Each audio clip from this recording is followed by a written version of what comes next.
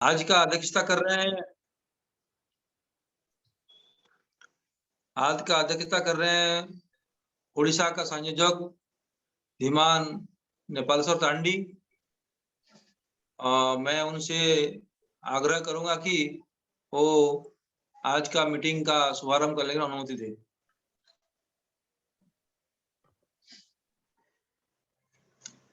आप अनम्यूट करो, आप अनम्यूट करिए, साउंड को नहीं आ रहा है।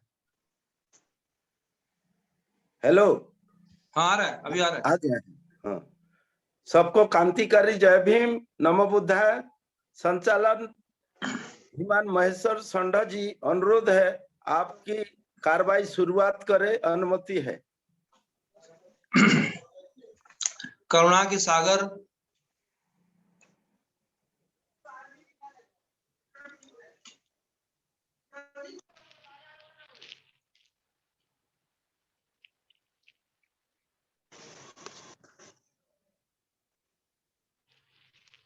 मेरे वॉइस आ रहा है?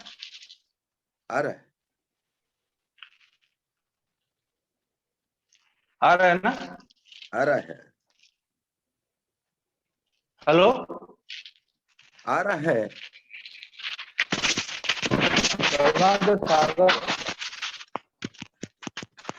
तथागत गौतम बुद्ध, हाँ, करुणा के सागर तथागत गौतम बुद्ध, महामानव बोधिसत्व परम पूज्य संविधान निर्माता भारत रत्न बाबा साहेब डॉक्टर बी.आर. अम्बेडकर, बहुजन समाज में जन्मे सभी साधु संत को नमन वंदन करते हुए ओडिशा की महान समाज सुधारक क्रांति कवि भीमो भोई को मैं श्रद्धासुमन अर्पित करता हूं और साथ साथ राष्ट्रीय बौद्ध महासभा की नेशनल प्रेसिडेंट आदरणीय सम्मानीय धर्म प्रकाश भारती, एक्स एमएलसी मिनिस्टर, राष्ट्रीय बौद्ध महासभा के नेशनल वर्किंग प्रेसिडेंट परम आदरणीय बादल सिंह बोध जी। आया? हाँ, अब क्लियर। सभी को मैं अपनी तरफ से और राष्ट्रीय बौद्ध महासभा की ओर से नमो बुद्धाय, सप्रेम जय भीम। साथियों, आज उड़ीसा का जो महान क्रांतिकारी भीमो भोई का परिनिर्वाण दिवस है और उड़ीसा का कुछ लोग और कुछ साथियों को छोड़ने के बाद मैक्सिमम लोगों को पता नहीं है कि भीमो भोई कौन है। और आपको जानकर गर्वान्वित होगा कि कितने महान थे भीमो भोई। और आज हमारा बीच में जुड़े हुए हैं हमारे उड़ीसा के युवा साथी मानस बोध जी भी हैं और जेएनयू में पढ़ रहे हैं जितेंद्र सुनावी जी हैं, आएंगे। और साथ साथ में हमारा धम्म प्रिय अमर प्रशांत भी, तीनों वक्ता हैं।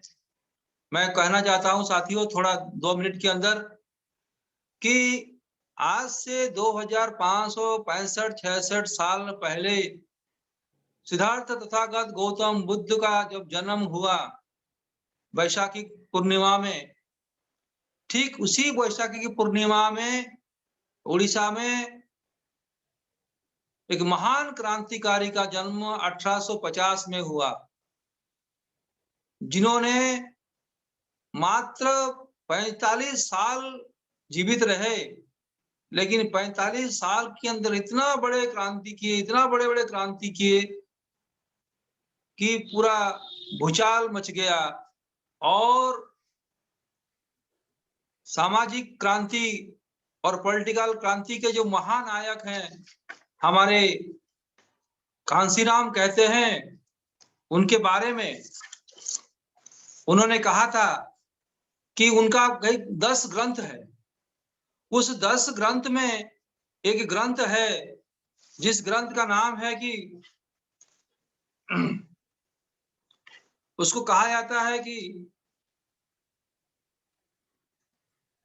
Political revolution of the world, ऐसा कहा जाता है। Cultural political revolution of the world कहा जाता है भीमा भोई को। तो कहने के लिए बहुत चीज है। आज तीनों युवा वक्ता साथी लोग हैं, उन्होंने अपना विचार रखेंगे और इसका मकसद है, ये जो बहुजन सफरनामा चल रहा है उसका मकसद है मैक्सिमम टू मैक्सिमम हमारा बहुजन को सामने लाया जाए, उनका जो क्रांति, उनका विचार, उनका फिलोसफी, उनका आइडियोलॉजी को सामने लाया जाए। इसी क्रम में राष्ट्रीय बौद्ध महासभा ने उनका परिनिर्वाण दिवस आज मना रहा है इस जूम के माध्यम से। और बहुत ही खुशी है कि पूरे भारतवर्ष में भीमा भोई को नहीं जानते हैं, लेकिन आप आज उनको सबके पास पहुंचाना है, यही हमारा संकल्प होना चाहिए। और मैं अभी हमारा साथ जुड़े हुए हैं मानस बहुत जुड़े हुए हैं और बहुत ही विद्वान हमारे छोटे भाई हैं। मैं उनको आग्रह करता हूं कि वो अपना विचार रखें।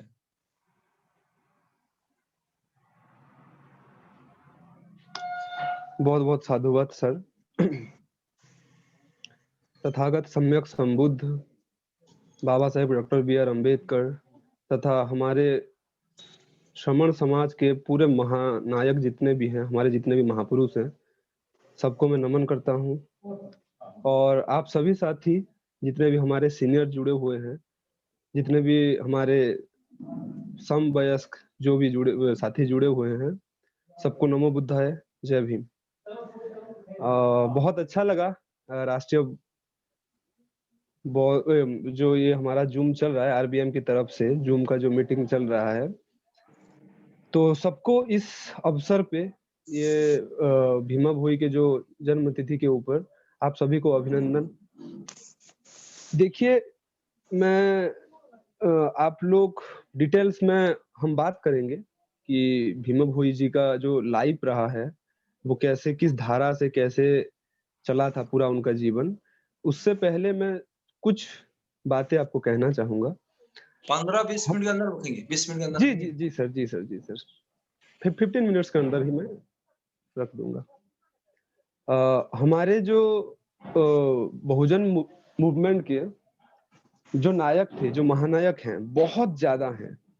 हमको बहुत क्योंकि हमारे समाज ज्यादा पढ़ा लिखा नहीं है, हम लोग बहुत ज्यादा रिसर्च नहीं कर पाते हैं, एकेडमी में हमारा बहुत ज्यादा भागीदारी नहीं है, इसीलिए हम लोग ज्यादा रिसर्च नहीं कर पा रहे हैं। इसी वजह से हमको पता नहीं चल रहा है। अगर आप खोजने की कोशिश करेंगे, आप थोड़ा ढूंढेंगे, तो आपको एक एक स्टेट में बहुत कम से कम 200 से 500 बहुजन नायक मिलेंगे जो कि अपने जिंदगी में बहुत ही बेहतरीन काम किए हैं।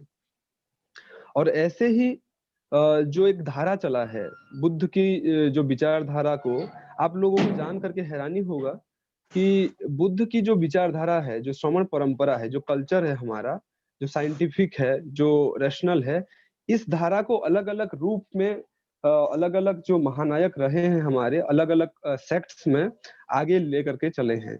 जैसे कि संत परंपरा हमारा चला है, संत मूवमेंट जो चला है, चोखा मेला, हैदास, हमारे जो कबीर, नानक, ये जितने भी हमारे महापुरुष आए हैं, वो क्या किए हैं आप देखेंगे तो जो बौद्धिक परंपरा है, जो श्रमण परंपरा है, उसी परंपरा को अलग अलग भाषाओं में, अलग अलग स्थानों में, अलग अलग तरीके से आगे बढ़ाए हैं। और इसी परंपरा के एक उच्चतम जो व्यक्ति रहे हैं, जो महापुरुष रहे हैं, महानायक रहे हैं, वो उड़ीसा के भीमा भोई हैं। तो उनका जन्म होता है 1850 को, 1850 में उनका जन्म होता है, और उनका जो लाइफ स्पान है वो 1895 तक रहता है। तो 45 इयर्स का लाइफ स्पान है उनका। और इस 45 साल के जीवन काल में उन्होंने बहुत ही बड़ा रेवोल्यूशन किया है। आप लोग जो उड़ीसा के अंदर हैं वो लोग तो जानते होंगे, जो बाहर से साथी जुड़े हुए हैं वो कभी आएंगे तो हम घूमने जाएंगे, मतलब उनके साथ जुड़ा हुआ जो अलग अलग जगह है। तो क्या है जो मेन चीज है, उनका जो पूरा फिलॉसफी है और उनका जो लाइफ है, उसमें आप एक चीज देखेंगे कि उनका जो फिलोसॉफी है उसे निर्वेद फिलोसॉफी कहते हैं। निर्वेद, उड़िया में निर्वेद कहते हैं, उसे जो निर्वेद जो कहते हैं, हम हिंदी प्रोनाउंसिएशन में हम निर्वेद कहेंगे। तो जो निर्वेद फिलोसॉफी है, जो द कॉन्सेप्ट ऑफ जीरो है, जो मतलब बुद्धिज्म में उसको अनिक कहते हैं, अनिक सुत्त कहते हैं, मतलब इम्परमानेंस, जो परमानेंट कुछ भी नहीं है दुनिया में, सब एक साइकिल में घूम रहा है। इसी फिलोसॉफी भीमा भोई का टोटल जो फिलोसॉफी है इसी चीजों पे आधारित है। और हम अगर थोड़ा सा रिसर्च पॉइंट ऑफ व्यू से देखेंगे, अगर कोई बुद्धिस्ट स्कॉलर है, अगर वो भीमा भोई जी का जो पूरा साहित्य है, लिटरेचर है, उसको अगर पढ़ेंगे तो वो बहुत अच्छी तरह से चीजों को लिंक कर पाएंगे कि कैसे बुद्धिज्म के साथ, धम्म के साथ भीमा भोई जी का पूरा लिटरेचर जुड़ा हुआ मिलता है।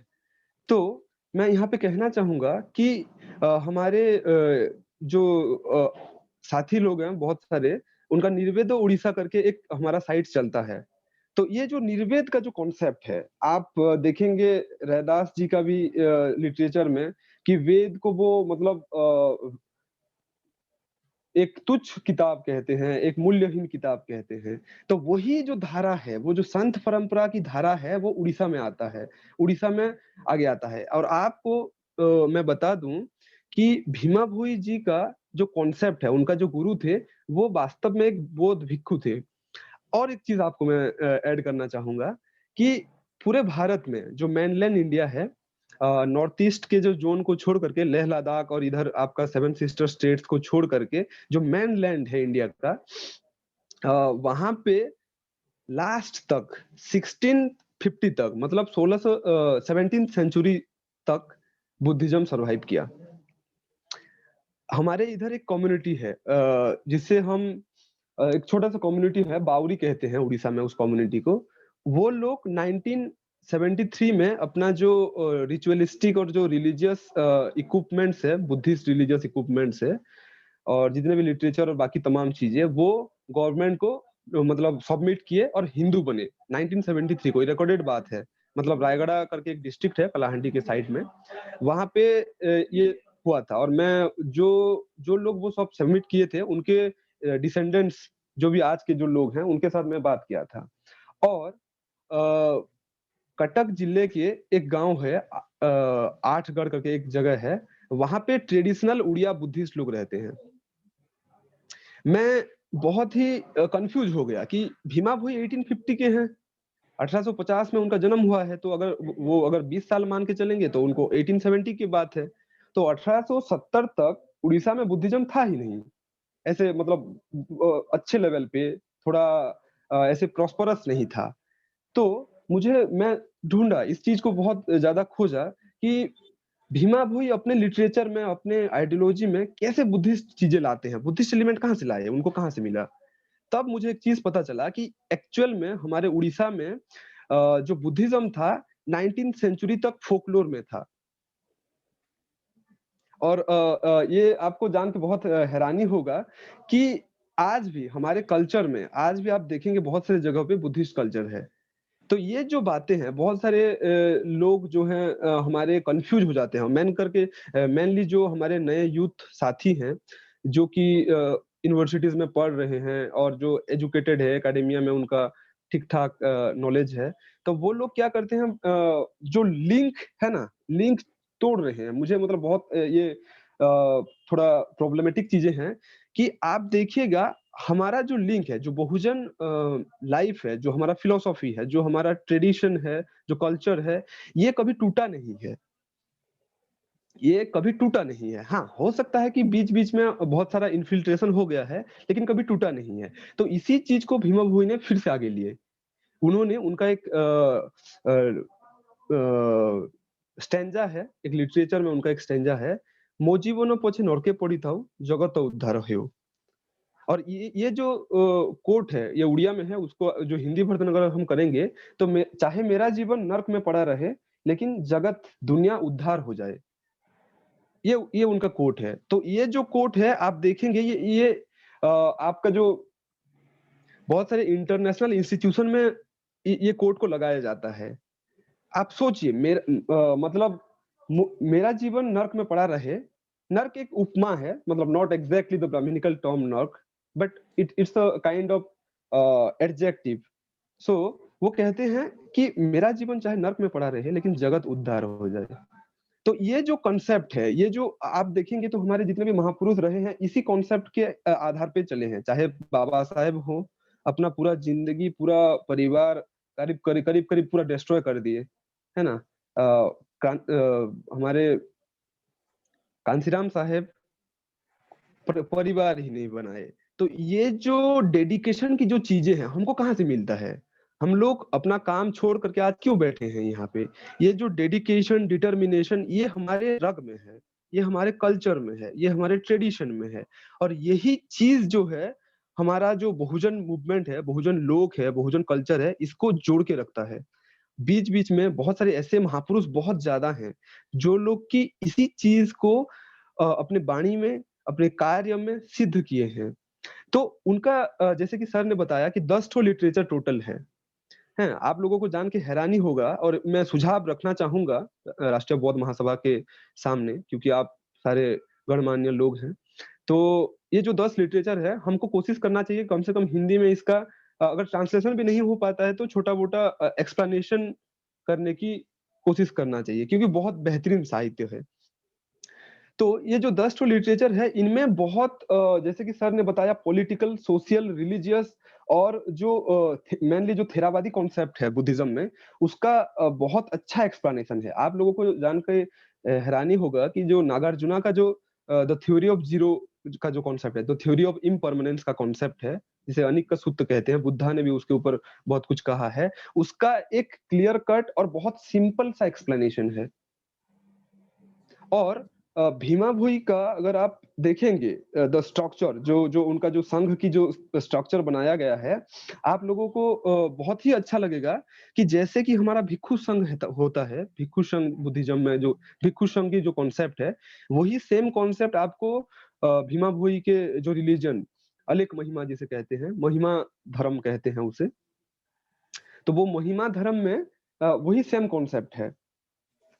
ऐसे मतलब उनका जो बाबा कहते हैं, वो बाबा लोग रहेंगे जो कि अप्रोक्सीमेटली भिक्षु ही हैं। और उनका जो जैसे कि आप बुद्धिज्म में उनका रूल्स रेगुलेशंस होता है 273, हाँ, वही सेम रूल्स एंड रेगुलेशंस और बहुत सारे प्रिंसिपल्स, बहुत सारे मोरल्स चीजें, जैसे कि हमारा 5 प्रीसेप्ट्स है, हमारा जो पंचशील है बुद्धिज्म में, उस टाइप का उनमें भी मोरल कंडक्ट करने की जो पूरा कोड्स रिटन डाउन है। और वही चीज जो एथिकल और बाकी तमाम चीजें जो भी बुद्धिज्म में है, वही सेम टू सेम चीज बहुत अच्छी तरीके से, बहुत सिंपल लैंग्वेज में, बहुत जैसे कि आम जनता समझ पाए, इस तरह से उसको वो लिखा गया है पूरा का पूरा लिटरेचर। और ये क्या होता है, ये जो रिलीजन है, ये क्या है, ये इतना बेहतरीन है कि आप लोग आज भी उड़ीसा के अलग अलग जो कोने कोने में जाएंगे, छोटे छोटे गांव में जाएंगे, साइड के गांव में, तो आज भी जो एससी लोग हैं, जो एसटीज लोग हैं, जो ओबीसीज लोग हैं, ये लोग आज भी फॉलो करते हैं। आज भी ऐसे बहुत सारे आपको मिल जाएंगे जो कि महिमा धर्म को फॉलो करते हैं। और मेनली आप देखेंगे कि महिमा धर्म में आपको कोई सवर्ण नहीं मिलेगा, बहुत कम मतलब फॉलोअर्स मिलेंगे। अब फॉलोअर्स तो है ही नहीं, ये दिस इज डंके की चोट पे मैं कह रहा हूँ ये बात, कि महिमा धर्म में जो भीमा भोई का जो धर्म जिसको उन्होंने एस्टैब्लिश किया, उस धर्म में आज के समय पे भी कोई भी सवर्ण फैमिली या बंदा आपको नहीं मिलेगा कि जो कि महिमा धर्म को फॉलो करता है। और बहुत बाद में बहुत कम जो बाबा हैं, जो गुरु हैं महिमा धर्म के, इन्फिल्ट्रेट करके मतलब घुसे हैं संघ में, जो महिमा धर्म के संघ में। लेकिन आपको महिमा धर्म में भी बहुत सारे जो मेजोरिटी है वो हमारे ही लोग हैं, मतलब जो उनका जो भिक्षु है, जिसे वो लोग बाबा कहते हैं। तो वो जो बाबा हैं वो बहुत सारे हमारे एससी के हैं, एसटी के हैं, ओबीसी के हैं। तो ये मुझे लगता है कि ये जो चीज है कि महिमा धर्म और जो बुद्धिज्म, धम्मा में और महिमा धर्म में जो समानताएं हैं, जो सिमिलरिटीज हैं, और जो एक आप एक फ्लो है, मतलब कैसे पूरा धम्म कैसे मुड़ के, कैसे अपने टाइम पे, अपने एक परिस्थिति में, एक सर्टन लोकेशन में कैसे अपने आप को एडजस्ट करता है, और जो बहुजन लाइफ को, बहुजन लोगों को कैसे एक राह दिखाता है, क्योंकि धम्म एक राह है, वही राह कैसे हमारे 19th सेंचुरी में कैसे मॉडिफाई होकर के लोगों के सामने आता है, इसके ऊपर एक बहुत बेहतरीन रिसर्च होना चाहिए, ये बहुत जरूरी है। और इसके ऊपर बहुत कुछ मैंने पढ़ा है, काफी लोग लिखे हैं, लेकिन हमारे बहुजन आइडियोलॉजी के बहुत कम लोग लिखे हैं, और पूरा एलाबोरेटेड चीज बहुत कम, बहुत ज्यादा नहीं है। तो इसलिए क्या होता है, एक कंफ्यूजन है, स्ट्रेट कंफ्यूजन। आप लोगों को जान करके हैरानी होगा कि उनका जो कॉन्सेप्ट था ना, जो आइडियोलॉजी था, जो थ्योरी वो कहते थे अपने दोहे के माध्यम से, जो उनका भी राइटिंग स्टाइल वही है जो संत परंपरा में चला आ रहा है, वही दोहा का स्टाइल है, जो राइटिंग स्टाइल। और उसमें वो खंजनी करके एक होता है छोटा सा म्यूजिकल इंस्ट्रूमेंट, उसको बजा बजा करके वो लोग क्या करते थे, अपना जो प्रीचिंग है, जो अपना जो ज्ञान है, जो अपना आइडियोलॉजी है, जो थ्योरी है, उसको लोगों के सामने लेकर के संगीत के माध्यम से जाते थे। और उनका एक पूरा का पूरा सेटअप है, वो कभी हम अगर डिटेल में बात करेंगे तो उसके ऊपर बहुत पॉइंट टू पॉइंट हम बात करेंगे। तो उनका एक पूरा सेटअप है, तो उसमें वो क्या करते हैं कि पूरा जो उनका जो थ्योरी है, जो आइडियोलॉजी है, वो बहुत सिंपल लैंग्वेज में लोगों के सामने, घर घर, गांव गांव जा करके लोगों के सामने पूरा का पूरा थ्योरी रखते हैं, पूरा का पूरा हमारा जो कॉन्सेप्ट है वो रखते हैं। तो उसमें हमको कहीं भी कोई भी ब्राह्मणिकल या फिर कोई भी वैदिक कॉन्सेप्ट कुछ भी नहीं मिला। और इसके विपरीत हम बात करेंगे तो वेद की और जो ब्राह्मणिकल कॉन्सेप्ट है, जो स्वर्ग नर्क और तमाम जो चीजें हैं, जो फैसिनेटिंग चीजें हैं, ऑन रियलिस्टिक चीजें हैं, उसके उसके अगेंस्ट पूरा का पूरा लिटरेचर उन्होंने लिखा है, उनका पूरा पूरा कॉन्सेप्ट है। लेकिन दुख की बात यह है कि आज वो सारी बहुत बेहतरीन चीजें, वो आज ब्राह्मणाइजेशन हो रहा है, संस्कृताइज हो रहा है वो सारा चीज। और आप अगर देखेंगे तो महिमा धर्म को जो हिंदुइज्म का एक पार्ट डिक्लेयर किया जा रहा है ना। और उसके सामने हमारा कोई प्रस्तावित कोई चीज नहीं है, ना ही हमारे पास रिसर्च है, ना ही हमारे पास कोई मतलब एकेडमिक चीजें हैं जिसके ऊपर हम अपना स्टैंड रख सकते हैं। तो ये जो कॉन्सेप्ट है, ये जो मतलब छिपाए गए, ये खुद तो नहीं छिपे हैं, लेकिन इनको छिपाया जा रहा है, दबाया जा रहा है। ये जो दबे छिपे जो महापुरुष हैं, जो कि अपने साथ एक पूरा का पूरा स्ट्रेटेजी, एक मैकेनिज्म, एक पूरा बेगम पूरा लेकर के चलते हैं। ये सारा जो चीज है, इसको हमको सामने लाना होगा, इसको हमको सामने लाना होगा। और सामने हम कैसे लाएंगे? सामने ऐसे लाना होगा कि जो बहुजन जो मूवमेंट चली आ रही है बहुत पहले से, बुद्धा के समय, उनके पहले से भी जो बहुजन मूवमेंट, जो इंडिजिनस इंडियन थ्योरी है, आइडियोलॉजी है, वे ऑफ लिविंग है, इसको हमको एक शेड्यूल में, एक मतलब तार में, एक लाइन में हमको लेकर के आना होगा। ऐसा नहीं है कि ये इनसे अलग है, ये इनसे अलग है, ऐसा बिल्कुल भी नहीं है।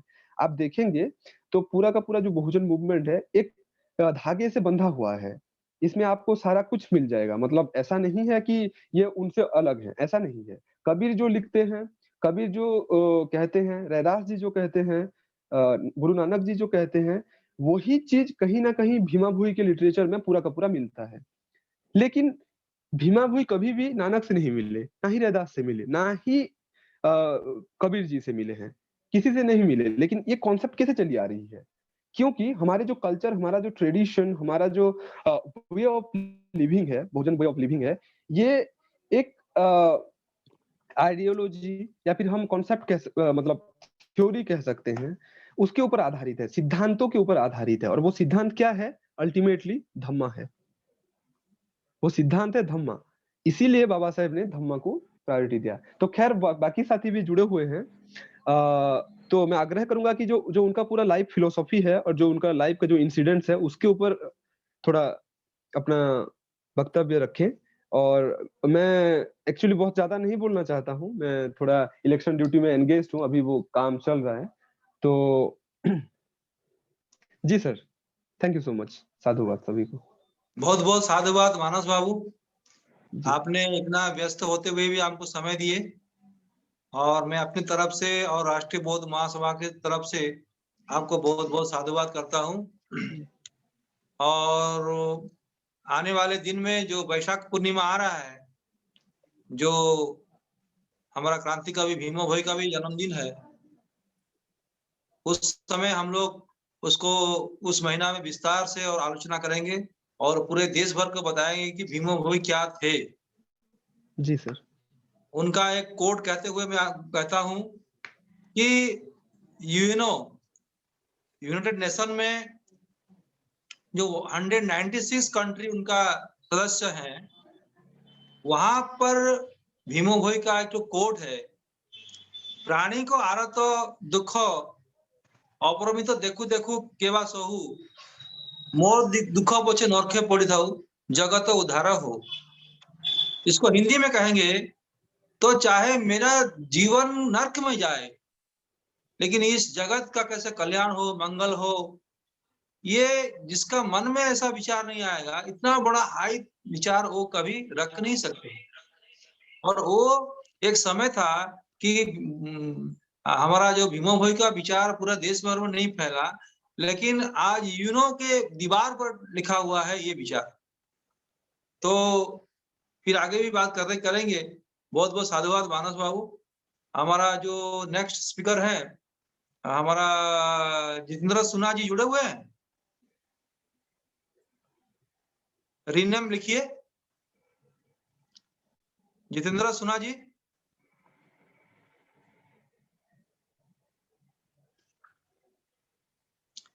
हेलो, जितेंद्र सुना जी जुड़े हैं? शायद नहीं जुड़े हैं सर। हाँ, वो तो अपना रीनेम नेम तो लिखते हैं लेकिन लिखे नहीं है।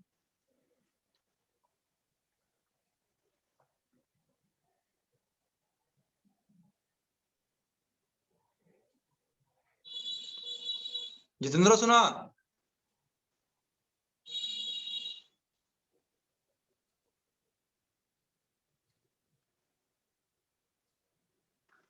ठीक है, तो हमारा जो नेक्स्ट स्पीकर हैं, हमारे राष्ट्रीय बौद्ध महासभा के नेशनल वाइस प्रेसिडेंट आदरणीय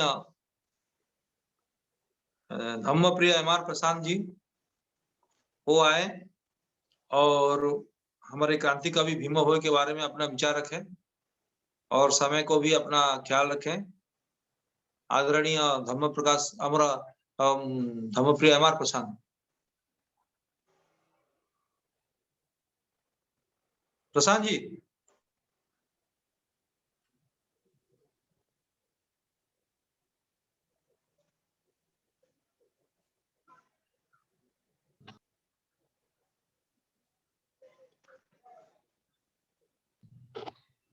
हमारे कुशल संचालक महेश्वर संड जी और सर्वप्रथम मास्क हटा दीजिए। हाँ, सर्वप्रथम विश्व को समता, स्वतंत्रता, बंधुता और न्याय का संदेश देने वाले महाकारुणिक तथागत गौतम बुद्ध, वो परम पूज्य बोधिसत्व बाबा डॉक्टर अंबेडकर को आज के इस वेबिनार जो कि बहुजन सफरनामा के कड़ी में उड़ीसा के महान संत विश्व प्राण वरेण्य क्रांति कवि भीम भोई जी के परिनिर्वाण दिवस पर जो चर्चा है, तो कोटि कोटि त्रिवार बंधन के साथ कोटि कोटि नमन। उसके साथ साथ बहुजन समाज में जन्मे सभी संत महापुरुषों को कोटि कोटि प्रणाम और साथ में हमारे कुशल चिंतक, मार्गदर्शक और हमारे संस्थापक अध्यक्ष मान्यवर धर्म प्रकाश जी और साथ में हमारे राष्ट्रीय आचार्य इंजीनियर किशोर बोध जी और हमारे कार्यवाहक अध्यक्ष मान्यवर बादल सिंह बोध और हमारे आईटी सेल के अध्यक्ष मुकेश बोध जी और हमारे जो बहन शशि मैडम जो प्रभारी है गौतम जी, सभी को मेरा सप्तम जय भीम। साथ में जितने भी पार्टिसिपेट है सभी को मेरा जय भीम, नमो बुद्धाय।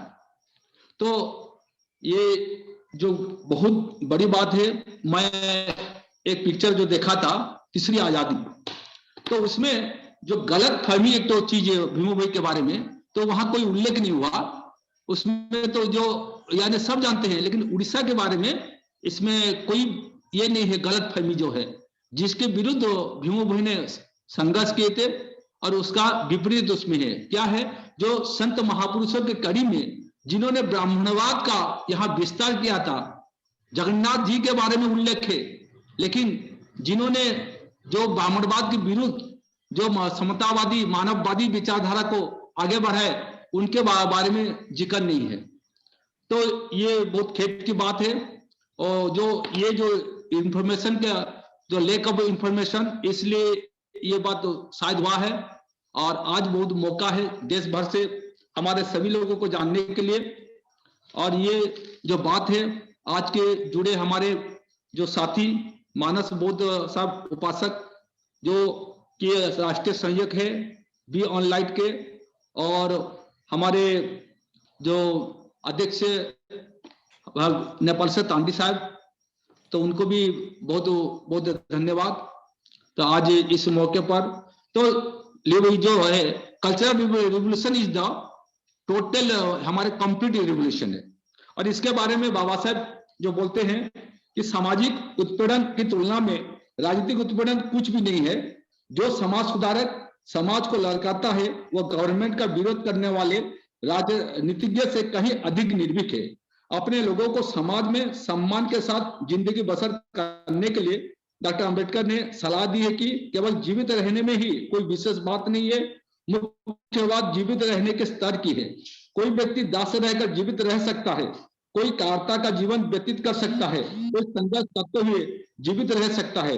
जीवित रहने के विभिन्न स्तर होते हैं, लेकिन सभी समान रूप से सम्माननीय नहीं होते हैं। व्यक्ति और समाज के लिए केवल जीवित रहने में और सम्मान से रहने में बहुत अंतर है। अधिकारों के लिए संघर्ष करना तथा आत्मसम्मान के साथ रहना एक प्रकार का जीवन स्तर है। संघर्ष से पराजित होकर कैदी जैसा जीवन बिताना दूसरे प्रकार का जीवन स्तर है। तो आज देखते हैं, जब हम रूट को नहीं पकड़ेंगे तो फ्रूट नहीं पा सकते। और इतिहास के आईने पर जब देखते हैं तो जो हमारे भिक्षु जो है, यानी जो महिमा स्वामी हमारे उड़ीसा में उस समय भंते जी को जानते नहीं थे। भंते जी का मतलब होता है जिसका भय का अंत हो गया है।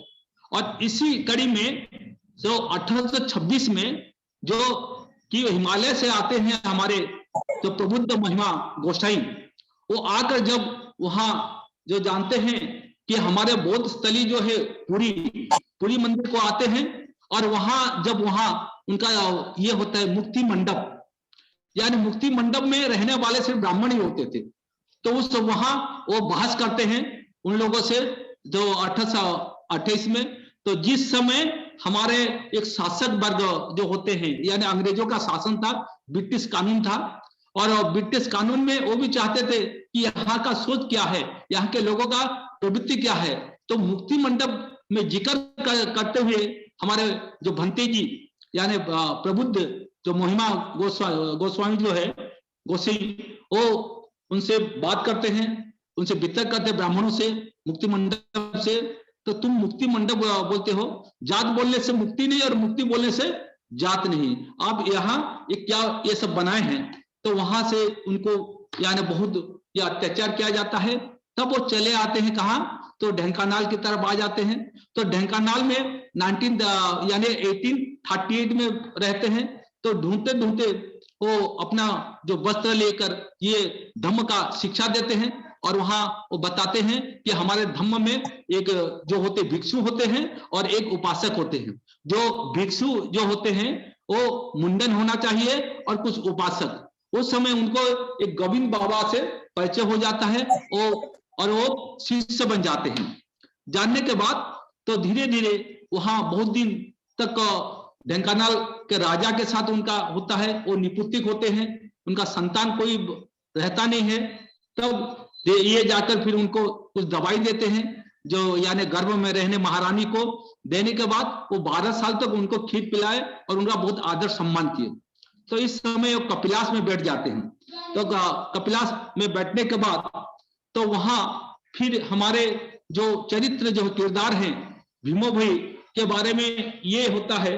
तो ये जो भीमो भोई जी जो है ये निर्गुण धारा के प्रतिनिधि कवि हैं, और उसमें भी मिलता है कि कहा जाता है इसमें जब स्तुति चिंतामणि पढ़ते हैं तो मैं खुद लिखता हूँ बोलते हैं, लेकिन बहुत सारे लोग बोलते हैं कि भीमो भोई के विधिवत तो साक्षर होने का कोई प्रमाण नहीं बोलते हैं, और फिर बोलते हैं मैं ये जो है मैं खुद ही लिखता हूं। तो इसी तरह बहुत सारे शंकाएं हैं, संशय है। तो इस संशय के अंदर जब हम देखते हैं भीमो भोई के जीवन के काल में, तो 1846 में संबलपुर के रेड़ाखोल में एक जटासिंगा गांव है, और गांव में एक कंद यानी 7-8 कंद परिवार रहते हैं। तो कंद आप देखेंगे जंगल में कहीं 1-2 जगह में भी जो आदिवासी लोग रहते हैं, और वो वहां रहते हैं, और उनके बहुत यानी माली हालत बहुत खराब था, और वो हमेशा बेगारी करके भी चलते थे, उनका चलना बहुत मुश्किल होता था। तो इसी तरह तो वहां जो रहने वाले जो दंपति थे, दंपति का नाम था दनार भोई यानी दनार्दन भोई, और उनकी पत्नी का नाम गुरुबारी। तो ये है उनके पिताजी। तो ये कैसे हुआ कि इनके कोई संतान नहीं थे, तो हमेशा वो अपना प्रकृति पूजा जो है अपने आदिवासी संस्कृति की देवता को मानते थे, ढूंढते थे कि हमें अब एक पुत्र संतान प्राप्त हो। ऐसे ढूंढते ढूंढते कुछ ताल के जो वृक्ष होता है, तो वहां जाकर यानी एक तालाब के पास जाते हैं। तो एक दिन यानी ढूंढते सपने में होता है कि जरूर आपके पास में एक बच्चा होगा। सपने में ऐसा दिखाई देता है, उनके हाथ में यानी बच्चा खेल रहा है धनार के पास, और फिर ये जो है गुरुबारी उनको चुंबन दे रही है। तो सुबह जब धनार बोलते हैं तो जाते जाते सही वो सही साबित हो जाता है, और एक तालाब के पास एक बच्चा रोता हुआ दिखाई देता है। तब जब बच्चा को वो ले आते खुशी से, नहीं हमारे जो है प्रकृति देवता, हमारे जो है कि कुदरती देवता, ये हमें भगवान के रूप में इसको एक बच्चा दे दिए, और उनको लेकर पालन पोषण करते हैं। करते करते तो ये धीरे धीरे यानी जो पूर्णिमा का चांद की तरफ वो बढ़ने लगते हैं। 2 साल हो जाता है। तो स्तुति चिंतामणि में बताते हैं कि 2 साल में मुझे बहुत सारे ज्ञान आ गया था। ऐसे देखते देखते कि हमारे जो चारिका करते करते करते करते तो आज करते करते ये हमारे भीमो भोई ये के गांव में आते हैं। तो इनके पिता ऐसे थे जो उनको लड़का मिलता है तो गांव के लोग बोलते हैं ये चोरी करके ले आया है, तो उनको मारपीट करते हैं उनके पिताजी को। और जब अंधविश्वासी लोग इनको बहुत तकलीफ देते हैं और भूखे प्यासे ये क्या क्या करते हैं कि वहां जाकर वो लांडी बंद चले जाते हैं, और लांडी बंद में 1 साल रहते हैं। लांडी बंद में भी लोगों को पता चलता है कि ये कोई बच्चा चुरा के उनका खुद का बच्चा नहीं है। तो वहां से फिर वो आठमल्ली के कुंड नाली गांव में चले जाते हैं, और कुंड नाली गांव में रहते हुए वहां इनको ये हमारे भिक्षु जो है भंते जी यानी वो मिलते हैं, बौद्ध भिक्षु, ये हमारे यानी महिमा गोसाई। और उन्होंने 4 साल में, और इसके वो जिक्र के हैं अपने एक यानी स्तुति चिंतामणि में। तो हम जब देखेंगे तो स्तुति चिंतामणि में लिखा गया है कि यानी मैं 4 साल के उम्र में ठीक यानी 4 वर्ष संपूर्ण समय रे देखा तिला ज्येष्ठ मास यानी ज्येष्ठ महीने में उनको दिखाई दिए। निर्वेद क्रमे योगी पुत्र गोटिए भ्रमु थिले ग्रामोदेशित, यानी वो एक योगी पुत्र। निर्वेद का मतलब जो वेद को अस्वीकार करने वाले, वेद का विरोध करने वाले। तो ऐसे श्रमण संस्कृति एक मुनि मिले। तो यहाँ जिक्र होता है मुनि और ऋषि में अंतर होता है। यानी जो मुनि होते हैं जो कि विकार जो मन का साधन करने वाले होते हैं, और जो ऋषि होते हैं, ऋषि मतलब जो ब्राह्मण वर्ग से आते हैं, और ये कर्मकांड करने वाले, ऋचा का उच्चारण वैदिक मंत्र जो यज्ञ करने वाले होते हैं, और ऋषि। तो इसी तरह जो मुनि जो परंपरा है, भिक्षु परंपरा के तहत उन्होंने फिर ये देखे कसा तो पुनः चौड़ाई से पुनि दिशु संति अप्रच्छन्न, यानी जो कषाय वस्त्र परिधान करके ये भिक्षु यहाँ निकले। ये हमारे यानी भीमो भोई अपने स्तुति चिंतामणि का जो 1 बोली जो कहा 41 नंबर पेज में ये लिखे हैं। उसके बाद तो वहां से इन्हें तो ज्ञान बोधिसत्व का जो बुद्ध के बारे में ज्ञान हुआ, और इसलिए भीमो भोई हमेशा बोलते हैं देखिए बुद्ध अवतारो क्षण सस्त नहीं, यानी धम्म का प्रचार में ये बुद्ध के बाद यही हमारे भिक्षु बुद्ध की तरफ जी रहे हैं। और फिर वो क्या क्या लिखते हैं कि तीनी लोग दर्शन करो बुद्ध स्वरूप गुरु को, यानी तीनी लोग जो ये देखो, आप तो बुद्ध को कभी देखे नहीं, तो ये भंते हमारे आए हैं, तो ये बुद्ध स्वरूप गुरु को आप देखिए।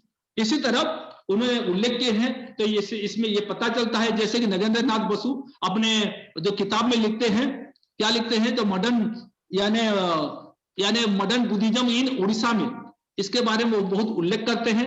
इसमें भी साबित और प्रमाणित हो जाता है। तो इसी तरह कि उसके बाद जो पैदा होते हैं, तो पैदा होने के बाद तो उनके जो चाचा जी रहते हैं धनेश्वर, तो धनेश्वर की देखभाल में ये रहते हैं। तो कैसा होता है, इनके जो पिताजी जो 4 साल की उम्र में वो होता है, लेकिन 4 साल की उम्र में एक कोई बीमारी, जो खतरनाक बीमारी से पीड़ित होकर उनके पिताजी दानार भोई जी का निधन हो जाता है। निधन होने के बाद तो वहां कदलीगढ़ में उनका चाचा रहते थे, तो कदलीगढ़ के कंदली में उनके चाचा रहते थे। और उन्होंने क्या किए कि नहीं, भाई की मृत्यु में वो आ जाते हैं कि अपना बड़ा भाई का वो देखभाल करने के लिए, तो देखे तो ये बड़ा भाई तो गुजर गया है, तो मैं क्या करूं। उसके कंद परंपरा में क्या होता है कि अगर बड़ा भाई अगर गुजर जाता है, तो उसके बाद उनकी औरत को भी ये पत्नी के रूप में रख सकते हैं। तो इसी तरह उन्होंने फिर गुरुवारी को अपने पत्नी के रूप में फिर रखते हैं। रखने के बाद फिर धीरे धीरे उनके भी 2 बच्चे होते हैं, एक का नाम गोबरी और एक मुरली। तो धनेश्वर जी का गोबरी और मुरली यानी 2 बच्चे होते हैं। बच्चे होने के बाद फिर धीरे धीरे इनके तकलीफ हो जाता है। उनके जो यानी और यानी चाची भी जो भाग्यवती, तो उन्होंने भी बहुत ताना देते हैं, तो ये भी कुछ इधर उधर बहुत तकलीफ से वो रहते हैं, जो कि हमारे ये हम देख सकते हैं हमारे स्तुति चिंतामणि में। तो वहां से वो काम के तलाश में चले जाते हैं। तो चले जाने के बाद उनको 7-8 साल हो जाता है। तो वहां यहाँ वो लिखते हैं हमारे यानी भीमो भाई क्या लिखते हैं, यही पिंड प्राण वही सहित है दुख सुख यथा अर्थ, तो ही उत्तारो दिवस वही गला होइला वर्ष 7। यानी 5 साल के उम्र में फिर जब उनके पिताजी का देहांत हो गया, 6 के बाद 7 साल हो जाता है। तो उसके बाद फिर क्या होता है, खुदा तुषा कले भले भी कले दग्ध हो ही का है, यानी उनको देखभाल करने वाला कोई नहीं होता है। उसके बाद अति दुख मुहे दिन बंचोसी कस्तूरी जीवन प्राय, जो कस्तूरी का जो है जो हिरण जैसा होता है, तो तड़पता है जैसे इसके यानी नाभि ये होता है, मालूम नहीं होता है। ऐसे में ढूंढता रहा, कहा मुझे तो सच्चाई का पता चले। अति दुख में ही दिन बंचोसी कस्तूरी जीवन प्राय, गर्भधारी पिता छाड़ी गले मते जन्मर निशाका हुई। मेरे पापा जो मुझे इतना प्यार करते थे, तो उन्होंने मुझे 5 साल की उम्र में मुझे छोड़कर चले गए। और फिर बोलते हैं सुस्ते भोजन सुख भोगो बांछिले कहीं भी पाई, अच्छी खाना अच्छी यानी जो मैं ऐस आराम ढूंढूंगा कहाँ से मिलेगा, अपना पेट वो काट कर मेरे पिताजी मुझे खिलाते थे और कहाँ मिलेगा। उसके बाद फिर बोलते हैं सप्त बरस अष्टम नवम 10वां 11 हेला, यानी 7वां वर्ष से यानी 8वां हुआ 9वां वर्ष 11 हेला 12 बरस को बस्सा को संगते बने बुली दिन गला। उसके बाद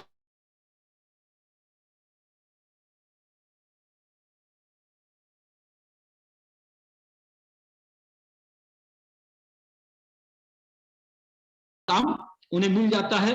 और वहां चराते उस समय चप्पल भी नहीं था, कहीं पत्थर में ठेस पहुंच जाता था, तो वहां ये खून भी बहने लगता था। तो इसी बहुत तकलीफ से उन्होंने चले गए।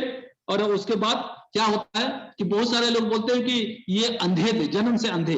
तो वहां एक बात वो बताया गया है कि बुलू थाई बने नीति प्रतिदिने बच्चा को संगते घेनी, क्षुदा तुषा कले जीवन बिकले पीऊ थाई झरा पानी, यानी बुलू थाई बने में गाय चराने के लिए जाता था।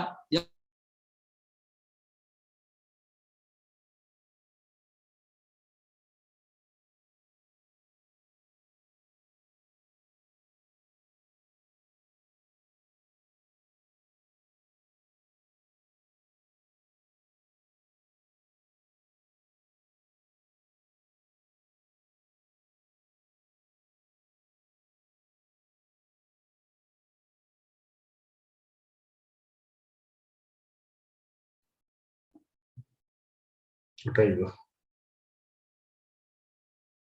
तो हमारे हम बंगाल का थे कि ये बोलते हैं कि बणगंध गुण पेतम एतम कुसुम संतति पूजयामि मुनिंदस्य श्रीपाद सर्वे वंदामी वंदना पाद पद्म को धाई और रूपानंद को, यानी जो वंदना का ऐसे बंधन करते हैं, वंदना करते हैं और उसके बाद वो बहुत खुशी हो जाते हैं अपना जो ये मिला। तो उसके बाद उन्होंने इतनी सुंदर जो कविता वहां, तो उस समय एक रिवोल्यूशन किए थे वो, क्या कि घर घर में जो भागवत टुंगी हो गया था, यानी जो ब्राह्मण जो चैतन्य देव वो 15 साल उड़ीसा में बिताया था और उसके बाद उन्होंने प्रेरित किया था जगन्नाथ दास को। और जो जगन्नाथ ब्राह्मण, ये जो बाबा साहब जो बोलते थे हिंदू धर्म एक राजनीति है जिसमें ब्राह्मणों का श्रेष्ठत्व जाहिर होता है, इसी तरह उन्होंने वो लिखा था कि यानी अतिथि मते नाना द्रव्य विप्र पूज्य व विष्णु भावे, माने पूज्य विप्र ज्ञान गुण है ना, पूज्य विप्र जैसे भी उनको अब यानी आप भूखे प्यासे को मत दो लेकिन ब्राह्मण को जरूर दो, ऐसे करके गांव गांव में चल रहा था। और वहां उनका विरोध हुआ चैतन्य प्रधान के साथ, बोले कि ये जो है ब्राह्मणों के लिए है और ऐसे शास्त्र में मान नहीं सकता। फिर उनका वाद विवाद हो गया। वाद विवाद होने के बाद फिर धीरे धीरे उनके संपर्क में गए जो भिक्षु के हमारे महिमा गोस्वामी के पास, तो बोले कि आप फिक्र मत कीजिए और आपकी जो कविता है वो आपको शुद्ध अक्षर में वो लिख देंगे। उसके बाद उन्होंने 4 जो है ब्राह्मण जो थे उनको जो इनके पास आए थे ज्ञान लेने के लिए, वो देखते थे कि ये तो बहुत सही बात बोले, प्राकृतिक चीज बोल रहे हैं, जो सच्चाई बोल रहे हैं। तो उनके बाद ये संबलपुर के 4 जो ब्राह्मण थे, एक वसुदेव पंडा, हरि पंडा, मार्कंड दास और धर्मान दास, उनको भेजे। और उनको भेजने के बाद आप देखो उनका यानी लिखाई तालपत्र से लिखो जो शुद्ध होना चाहिए, आप पढ़े लिखे। और जो हमारे आदिवासी जो दलित होते हैं निष्पेषित, इनको तो पढ़ने लिखने का इनको अधिकार नहीं है, आप उसको लिखिए। उसके बाद वो आज्ञा पाकर हम विष्णु का राजी हो जाते हैं कि हम जरूर इसको पूरा करेंगे। उसके बाद क्या होता है, तो वहां का जो रेराखुल का राजा इनके ऊपर बहुत यानी बोलते कि मैं राजा माजा को मानता नहीं हूँ, यानी वो लीडर होते थे। और वो हाँ तो उसके बाद वो क्या बोलते हैं कि ब्राह्मणों को चैलेंज करना शुरू कीजिए। तो चैलेंज करते करते अपना ब्रह्मचालक में लिखे हैं, मौला को दाना दे ले तुम्हें भूमि जाओ से दाना को आंबे तुम्हें बिकी भंगी खाओ। वो बोलते कि तुम जो मरा हुआ आदमी का दान ले जाते हो और उसे बेच कर खा जाते हो, मौला को पूरी जन्म हो ही कह रहे। आप बताओ, आप जो ये पुण्य करते, ये जो करते हैं, आप जो श्राद्ध करते हैं, श्रद्धा रहितम श्राद्ध पाई करते थे, यानी जिंदा बाप पर दबन दंगा और मरे बाप पहुंचाए गंगा। तो इसलिए वो बोले कि उनको आप कहाँ देते हैं, मौला को पूरी जन्म हो ही कह रहे, दाना दला दब तंको दियो तुम उठा रहे, उसको फिर आप कहाँ लेते हैं, मौला को दला दाना केमन तो प्राप्त हो, एक मरा हुआ आदमी कहाँ ले जाता है। इसी तरह उन्होंने फिर वहां से यानी राजा के साथ बहुत झगड़ा हुआ, वहां से चले आए सोनपुर के तरफ। सोनपुर में देवदत्त सिंह, प्रताप सिंह ऐसे जो राजा के साथ जो आए, आने के बाद 1877 में वो थे खलियापाली नाम जो है लोचन बगर्ती के साथ मुलाकात होता है। और लोचन बगर्ती इनके कवित्व चातुरी से बहुत मुक्त होकर कवित्व मुक्त होकर उनको फिर जगह देते हैं जो खलियापाली जो है, और वहां पे वो लिखने का सब सामग्री दे देते हैं। उसके बाद लोचन बगर्ती के पास एक यानी लड़का पैदा होता है, तो उसका नाम भी भीम बगर्ती नाम देते हैं। तो वहां होने के बाद फिर ये उसके बाद वो शादी करते हैं, 2 जो अन्नपूर्णा और सुमिदा बोलकर, और वहां से उनका 2 बच्चे पैदा होते हैं, एक लड़का और लड़की। और लड़का का नाम है कपिलेश्वर और उनकी लड़की का नाम लावण्यवती। तो ऐसे करके गुरुपाली, उलुंडा, बिनिका, सोनपुर में जाकर इसका बहुत प्रचार प्रसार होता है। और वहां जाने के बाद फिर धीरे धीरे कि इनका देहांत हो जाता है। तो देहांत 1891 में बोलते हैं कि ये क्रांति कभी मिटने वाला नहीं है। 1891 में वो चैलेंज करते हैं, ये क्रांति कभी मिटने वाला नहीं है। तो उस समय वहां के राजा लोग बोलते हैं कि एक और बुद्ध आने वाले हैं, और एक बोधिसत्व जो कि छत्रपति यानी महाराष्ट्र में पैदा होने वाले, जो महाराष्ट्र के जो वंश में पैदा होने वाले हैं। तो ये बात जो है, हमारे एक बाबा जो थे हमारे घर के पास, हरि बोलकर, उन्होंने मुझे बताया कि इसमें बहुत झगड़ा होता था, महिमा धर्म के बारे में उनसे बहुत चर्चा होता था। तो इसी तरह तो महिमा धर्म बोलने से महिमा यानी अलेख का मतलब होता है जिसका लेख नहीं, अनुभव से जो प्राप्त होता है। जैसे तथागत में घूमे तो जो अनुभव से प्राप्त होता है वही सही ज्ञान है। इसी तरह तो ये जो है ये बहुत बड़ा दार्शनिक थे, बहुत समाज तत्व थे, एक कवि थे। कवि के साथ साथ उन्होंने बहुत यानी सुंदर यानी लोगों को आकर्षित करने का कला उनके पास था। इसी तरह वो विश्व प्राण जो कि हमारे संचालक साहब बोले कि ये हमारे संसद में नहीं, ये यूनियन जो जाति संघ का वहां भी बहुत सारे भाषा में ये लिखा गया है। तो इसी तरह तो इसकी यानी भीमो भोई के बारे में चर्चा करेंगे तो बहुत लंबा चौड़ा भी हो जाएगा। तो इतना कहकर उनकी जो बहुत अवदान है मैं अपना बात यहाँ विराम देता हूँ। जय भीम, नमो बुद्धाय। बहुत बहुत साधुवाद हमारे आदरणीय धम्म प्रकाश हमारा धम्मप्रिय हमारे प्रशांत जी, बहुत बहुत साधुवाद। और क्रांति कवि भीमो भोई के बारे में हम लोग चर्चा करने में बहुत समय की आवश्यकता है। मैं छोटी सी बात कह के फिर हमारा जो आज का अध्यक्षता कर रहे हैं उनको दूंगा। उनका 10 ग्रंथ है, बता रहा हूं मैं 1 मिनट के अंदर। निर्वेद साधन, भजन मेला, आदि अंत गीता, स्मृति निषेध गीता, ब्रह्म चाणक, स्मृति चिंतामणि, ब्रह्म निरूपण गीता, अष्टक बिहारी गीता, ज्योतिषा मधुचक्र, पद्म कल्प, 10 ग्रंथ है। और उस 10 ग्रंथ को उनका विचार में आलोचना करने के लिए हमको बहुत ही समय का और सीरीज और प्रोग्राम चाहिए। और एक बात कहना चाहता हूं साथियों कि इस दुनिया में जितना भी धर्म है, सबसे ओल्डेस्ट ग्रंथ वेद को मानते हैं। मैक्सिमम लोग मानते हैं वेद को। और उसी वेद को अगर किसी ने डिस्कार्ड किया है, किसी ने अगर डिस्कार्ड किया है तो क्रांति कवि भीमो भोई, जिन्होंने लिखा अपने जो इतना जबरदस्त उन्होंने लिखा। उन्होंने क्या लिखा? उनका जो निर्वेद और साधना एक जो ग्रंथ है, उस ग्रंथ में उन्होंने लिखा सर्वे होइबे एकाकार न रहिबो वेदोर विचार। उन्होंने बोला complete equality society establish, complete equality society establish उन्होंने कहा। इतना बड़ा बात कहा उन्होंने। मैं उनको लाखों करोड़ों सलाम करता हूं, इतने बड़े क्रांतिकारी थे। आज उन्हीं का विचार को कैसे हम ले सकते हैं? कंप्लीट इक्वालिटी एस्टैब्लिश उन्होंने सोसाइटी के अंदर कहा है, चैलेंज करके उन्होंने कहा है। और जो वेद को चैलेंज कर सकते हैं और इतने सारे ग्रंथ लिखे हैं, हम 1 घंटा के अंदर उसको बारीकी से विचार नहीं कर सकते हैं। और वैशाख पूर्णिमा के दिन भी उनका जन्म जयंती आ रहा है, बुद्ध का भी जयंती आएगा और समय भी कम है। मैं आज का जो अध्यक्षता कर रहे हैं हमारा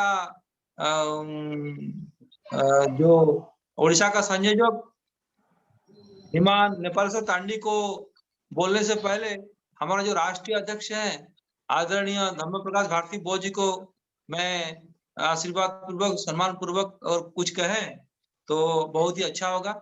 मैं उनको निवेदन करता हूं।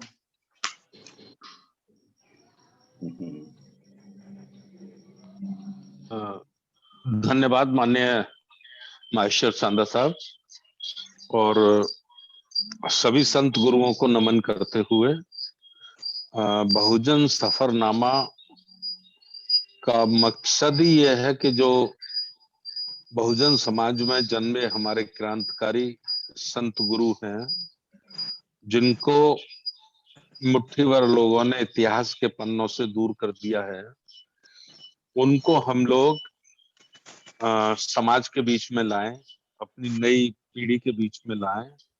तो इस कड़ी में और इस उद्देश्य में बड़ी तेजी से हम लोग आगे बढ़ रहे हैं। इसके लिए मैं आज उड़ीसा के साथियों का बहुत बहुत धन्यवाद करना चाहता हूं।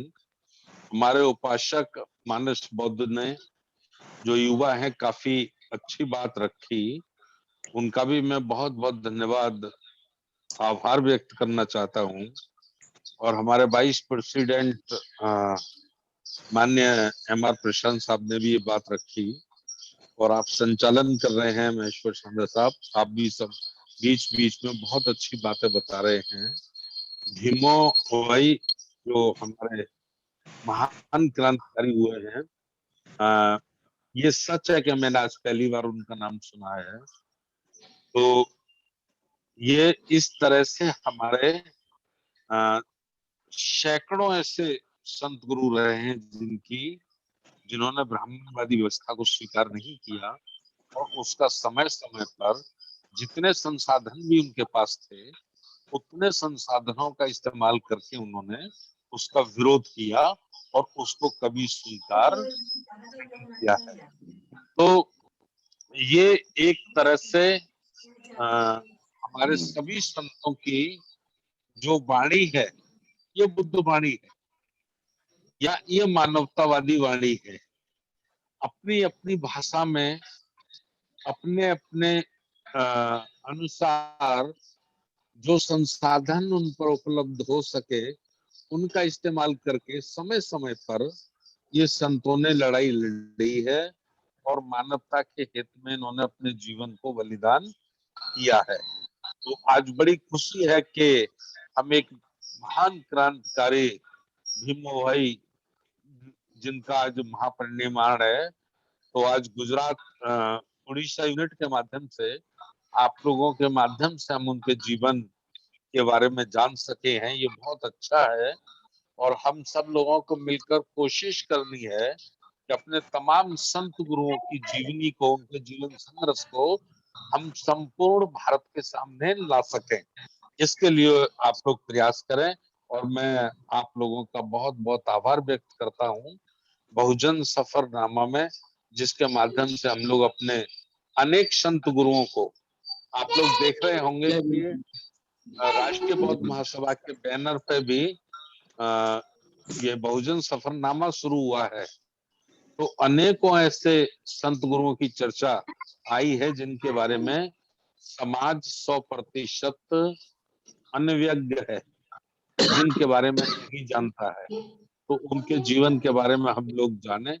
बहुत बहुत मैं इसके लिए अपने उड़ीसा यूनिट का साथियों का थैंक्स अदा करता हूँ, और महाक्रांतिकारी भीमो भाई जी को मैं आज श्रद्धा सुमन अर्पित करता हूँ। बहुत बहुत धन्यवाद। नमो बुद्धाय। बहुत बहुत साधुवाद। हमारे परम आदरणीय धर्म प्रकाश भारती बोध जी, हमारा जो राष्ट्रीय अध्यक्ष है।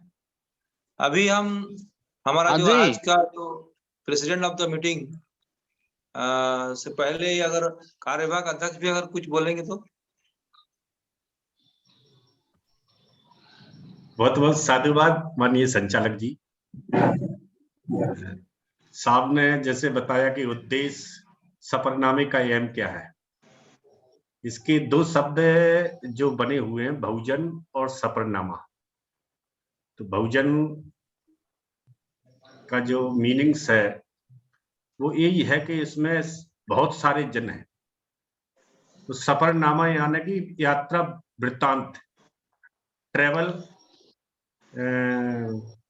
विवरण उसमें हो, ट्रेवल, बहुजन ट्रेवल के बारे में।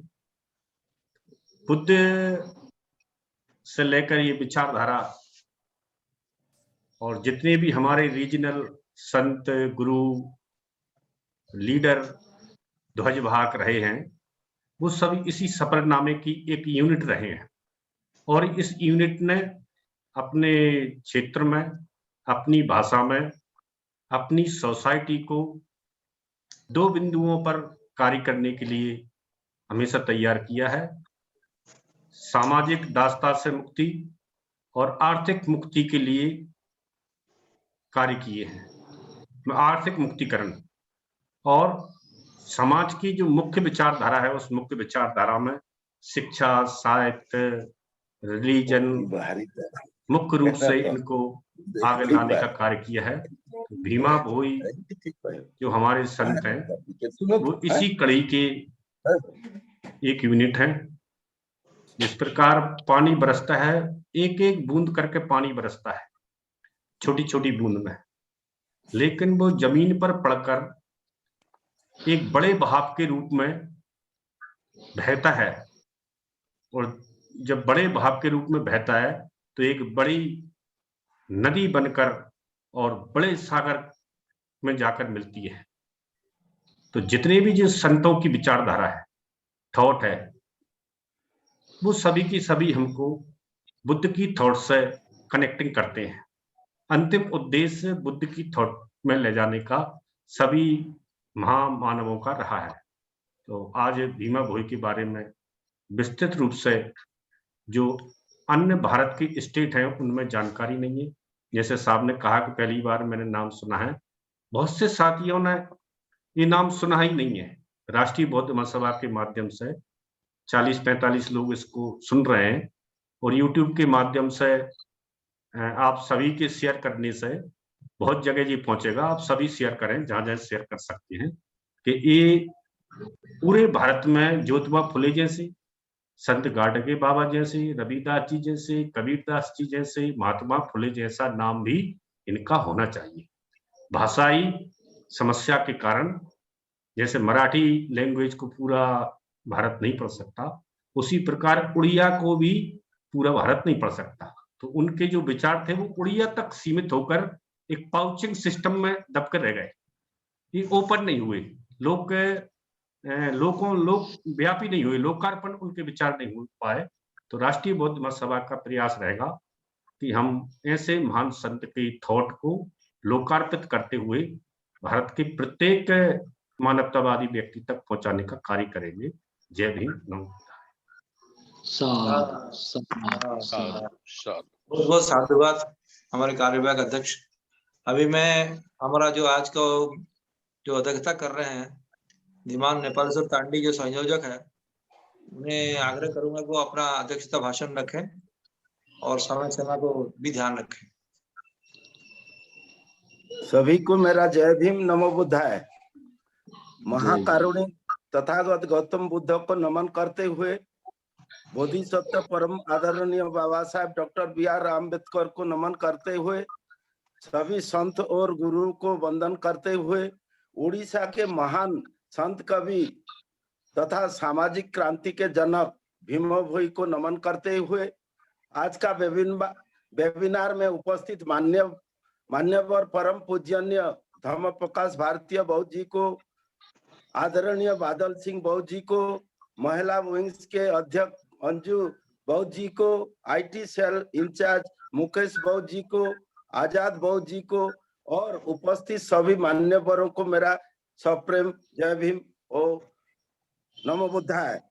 सबसे पहले तो RBM को हम धन्यवाद देते हैं, धन्यवाद करेंगे क्योंकि बहुजन सफरनामा में क्रांति कवि भीम भोई को जो जड़ित किए हैं और उनका परिनिर्माण दिवस पर जो चर्चा करने में मौका दिए हैं, उसके लिए हम RBM को तथा हमारे संस्थापक को वंदन करते हैं।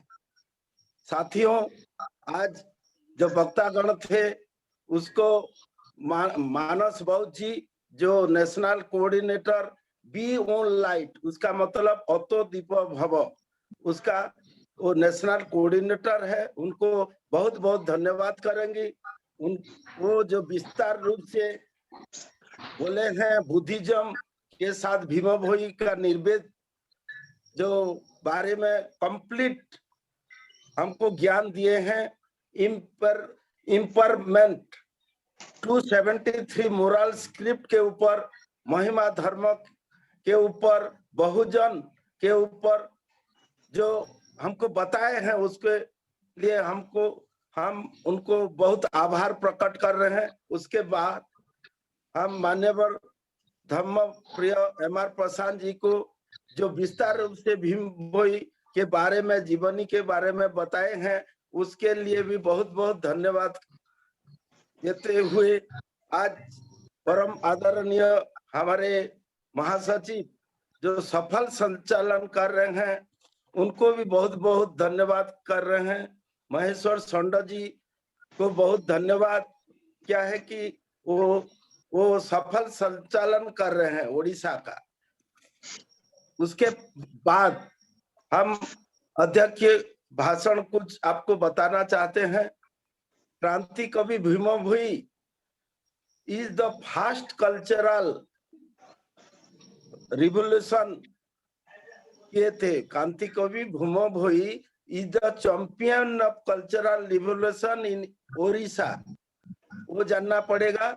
और उसके बाद वो पहले संत थे उड़ीसा में जो वेद इतना बड़ा पुराना ग्रंथ हिंदुइज्म का वो ओपनली चैलेंज किए थे। All time all claim he discard the supremacy of Veda, वो वेद का सुप्रीमेसी को डिस्कार्ड किए थे। उनका जो निर्वेद साधना, निर्वेद साधक जो ग्रंथ है उसको भी वो कंप्लीटली डिस्कार्ड किए थे। वो और डिस्कार्ड किए थे इक्वलिटी के ऊपर और फ्रैटर्निटी के ऊपर। वो जो समाज को बताए हुए रास्ते में चलने के लिए बोले हैं वो अति स्मरणीय है। साथियों, उड़ीसा पिछड़ा हुआ ओडिशा, उसको उसका जो एक्चुअली जो बोलने का था ओडिशा क्यों पिछड़ा है, इसका 3 कारण है। पहला कारण तो है ये पेट्रियर्चल सोसाइटी या पुरुष प्रधान समाज था। सेकंड कास्टिज्म था, जातिवाद। और थर्ड पॉवर्टी। इसके लिए ओडिशा पिछड़ा है। क्रांति कवि भीम भोई ने सीधा बताए। क्रांति कवि भीम भोई जी फाउंडर ऑफ द CLS, उसका मतलब founder of the casteless society का वो फाउंडर थे उड़ीसा में। वो जाति विहीन समाज का पक्षधर थे। जाति विहीन समाज जो बाबा साहेब अंबेडकर जी ने बोले थे, उनका वो आगे से वो जाति समाज का वो पक्षधर थे।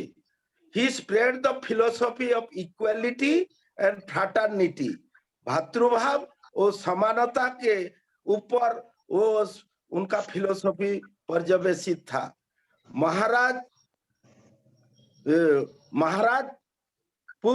वीर महाराजपुर का जरासिंहा में उनका जन्म हुआ था।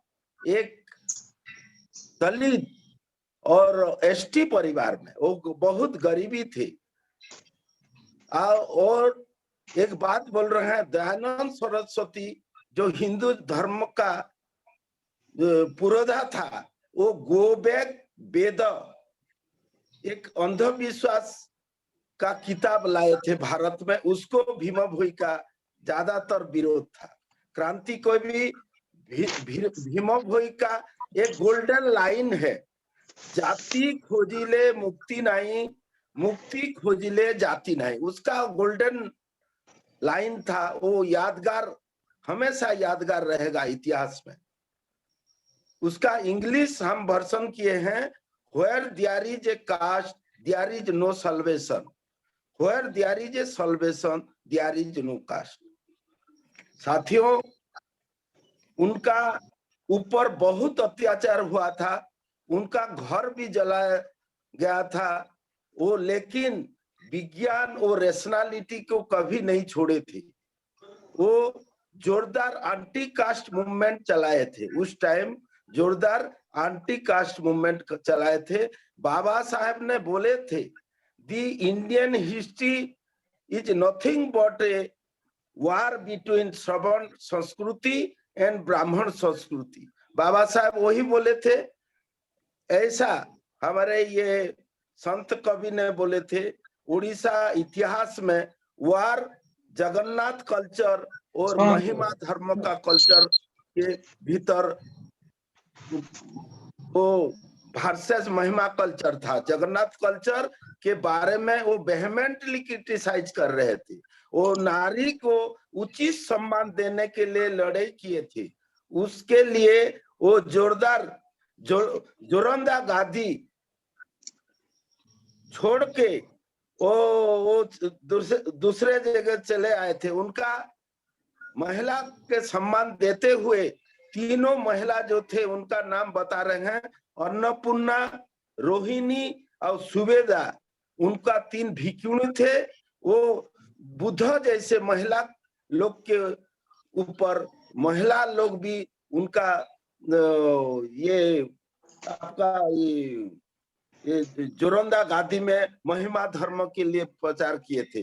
डॉक्टर बाबा साहब बोले थे, कोई क्रांति सफल करने के लिए लड़ना जरूरी है, लड़ना जरूरी है, उसके पहले पढ़ना जरूरी है, लड़ने के पहले पढ़ना जरूरी है। इसीलिए विश्व दरबार में 2018 में क्रांति कवि भीमा भोई को सम्मानित किया गया था। ब्राह्मण को ओपनली चैलेंज करते थे, वो ब्राह्मणवाद को भी चैलेंज करते थे। जैसा डॉक्टर बाबा साहब ने ब्राह्मणवाद को चैलेंज करते थे, उसके पहले हमारा उड़ीसा का क्रांति कवि भीमा भोई भी चैलेंज कर रहे थे। ब्रह्मचालक एक ग्रंथ में पंडा पुजारी आत्मा परमात्मा को नकारते थे। भीमा भोई क्रांति ज्योतिबा फुले का समसामयिक थे। लास्ट में वही, मेरा समय कम है इसलिए बोलना चाहते हैं, महत्वपूर्ण विषय है। जब 1940 में मेरे घर से, मेरे परिवार से ये महिमा धर्म प्रसार करने के लिए खुद भिक्षु बन के चले गए थे और वो परिवार को छोड़ के चले गए थे। ये महत्वपूर्ण विषय है। उस टाइम में महिमा धर्म उड़ीसा का चारों तरफ, घर घर में, कोने कोने में उड़ीसा का चारों तरफ प्रसार और प्रचार हो रहा। इसीलिए बंधुओं, साथियों, आज महिमा धर्म का प्रतिष्ठाता कवि भीमा भोई का ये परिनिर्वाण दिवस पर हम सभी को श्रद्धांजलि अर्पित करते हैं। और आप मेरे बात ध्यान से सुने, इसीलिए सभी को मेरा जय भीम, नमो बुद्धाय।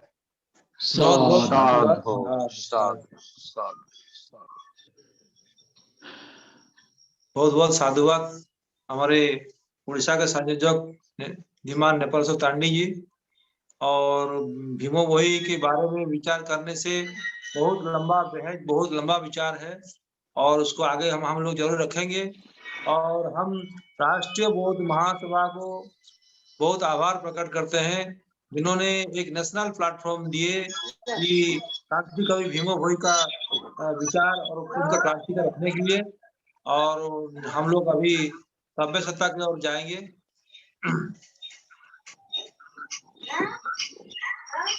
आप सब लोग मन को शांति करिए, हाथ को जोड़िए और अभी हम लोग सभ्यता